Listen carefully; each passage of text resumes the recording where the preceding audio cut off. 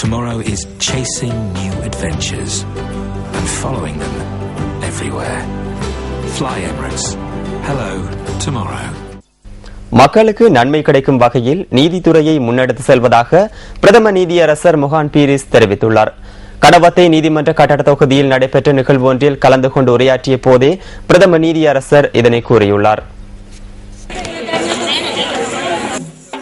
கடவத்தை நீதிமன்ற கட்டட தொகுதியை பிரதம நீதியரசர் மொஹான் பீரிஸ் நேற்று மாலை பார்வையிட்டார்.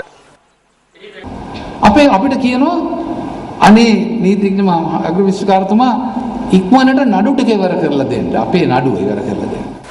துரிதமாக வழக்குகளை முடித்து தருமாறு எம்மிடம் கேட்கின்றனர். வழக்குகளை ஒத்திவைக்க வேண்டாம் என கோருகின்றனர். இன்று வழக்கை விசாரிக்க முடியாது என தினமும் கூறுகின்றனர்.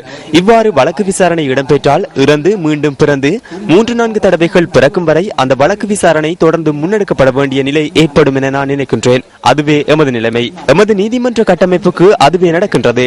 தற்போது நிலைமையில் குறிப்பிடத்தக்க மாற்றம் ஏற்பட்டுள்ளது.